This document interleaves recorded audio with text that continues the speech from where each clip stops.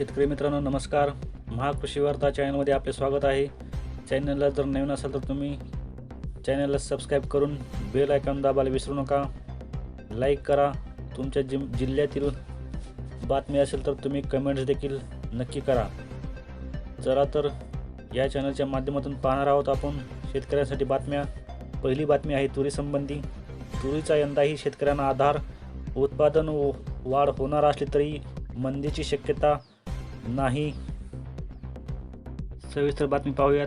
तुरीची लागवड यंदा 14% वाढली असली तरी आवकेचा दबाव वाढण्याआधीच तुरीचा बाजारभाव क्विंटलमागे 2500 रुपयापर्यंत घट झाली. मात्र बाजारात आणि सरकारकडे गेल्या हंगामातील शिल्लक साठा नसणे, आयातीवरील मर्यादा तसेच सरकारची हमीभावाने खरेदी यामुळे तुरीच्या भावात फार मोठ्या मंदीची शक्यता नाही. तुरीचा बाजार पुढील काही महिने 7500 ते 8000 रुपयाच्या दरम्यान राहू शकतो असा अंदाज तूर बाजारातील अभ्यासकांनी व्यक्त केला आहे. देशातील महत्त्वाच्या बाजारामध्ये महिनाभरापूर्वी तुरीचा सरासरी बाजारभाव 10,000 किंवा त्यापेक्षा काहीसा अधिक होता. नोव्हेंबरमध्ये तुरीला सरासरी 10,000 ते 10,500 रुपयापर्यंतचा भाव होता. मात्र तूर बाजारामध्ये सरासरी 7,500 ते 8,000 रुपयांच्या दरम्यान विकली जात आहे. म्हणजे तुरीच्या भावात महिन्याभरातच 2,000 ते 2,500 रुपयांनी भाव कमी झाले. देशातील सर्वच राज्यांमध्ये भाव कमी झालेले दिसत आहेत. खरे तर सध्या बाजारातील नव्या तुरीची आवक खूपच कमी आहे.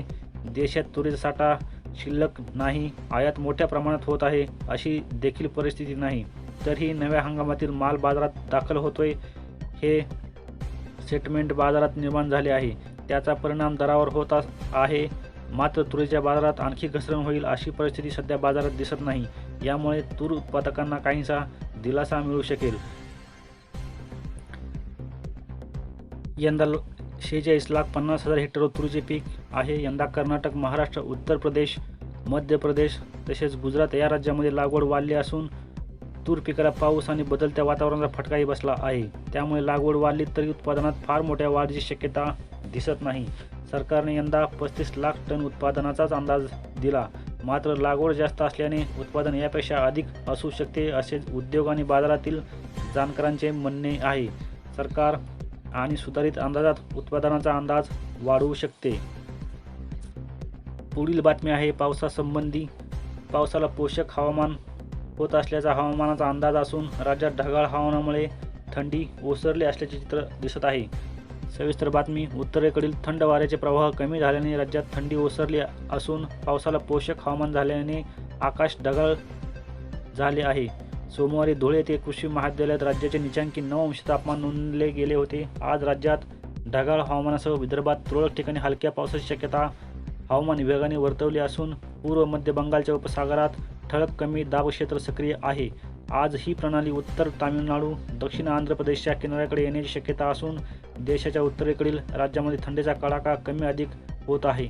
पंजाबच्या अमृतसर येथे देशाची सपाट भूभागावरील नीचांकी 6 अंश सेल्सिअस तापमानाची नोंद झाली.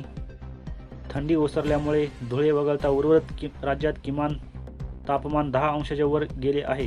पावसाला पोषक हवामान होत असतानाच अनेक भागात पहाटेच्या वेळी धुक्याची चादर आणि दव पडल्याचे दिसत आहे. कमाल आणि किमान तापमानामध्ये चढ उतार होत असून सकाळपर्यंतच्या 24 तासांमध्ये ब्रह्मपूर येथे राज्यात उच्चांकी 32 अंश तापमानाची नोंद झाली. राज्याच्या अनेक भागात ढगाळ हवामान दिसून येत असून आजपासून पावसाला पोषक हवामान होणार असल्याचे हवामान विभागाने सांगितले आहे. विदर्भात पावसाच्या हलक्या सरींची शक्यता असून राज्यात उकाड्यात वाढ होत तापमानात चढ उतार होण्याचा अंदाज देखील हवामान विभागाने वर्तवला आहे. राज्यातील बाजारभावाचा विचार करायचा झाल्यास कळमना बाजारामध्ये सोयाबीनचा दर दबावात असून या बाजारामध्ये प्रति क्विंटल 700 ते 1200 रुपयांचे नुकसान सोयाबीन उत्पादकांना सोसावे लागत आहे. हमीभावाने खरेदीसाठी ओलाव्याने प्रमाण वाढवण्याची घोषणा केल्यानंतरही प्रत्यक्षात आदेश काढले नाही. त्यामुळे बाजारात सोयाबीन दर दबावात असल्याचे चित्र. कळमना बाजारात सोयाबीनला 3700 ते 4100 रुपयाचा दर मिळत असून आवक 915 क्विंटलची आहे. केंद्र सरकारने सोयाबीनला 4,892 रुपयांचा हमीभाव जाहीर केला असताना मात्र त्यानंतरही बाजारात ओलावा अधिक असल्याचे कारणाआड सोयाबीनची खरेदी 3,700 ते 4,100 रुपयांनी होत असून हमीभावापेक्षा प्रति क्विंटल 700 ते 1200 रुपयांचे सोयाबीन उत्पादकांचे नुकसान होत आहे. कळमना बाजारात चिनूर जातीच्या भाताची आवक 100 क्विंटल नोंदवण्यात आली. या तांदूळाला 5,700 ते 6,000 रुपयांचा दर मिळत आहे. लुची तांदूळाचे व्यवहार 3,3200 रुपये होत असून आवक 33 क्विंटल होती. पारमल तांदूळाची आवक 30 क्विंटल आणि 3500 ते 3800 दर असा होता. इकडे सांगली बाजार समितीमध्ये गुळाची आवक ही 1176 क्विंटल होती. कर्नाटकातील रायबाग आणि अथणी या तालुक्यातील गुळ निर्मितीचा हंगामाला गती येऊ लागली आहे.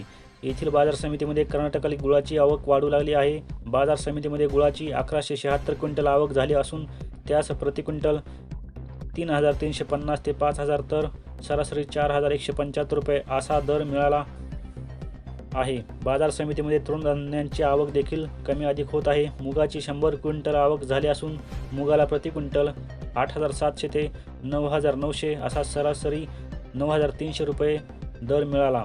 मटकीची 100 क्विंटल आवक झाली असून त्यास प्रति क्विंटल 8,000 ते 9,000 सरासरी 8,500 असा दर मिळाला. उडदाची 80 क्विंटल आवक झाली असून उडदाला 7,400 ते 7,500 असा सरासरी 7,450 असा दर मिळाला.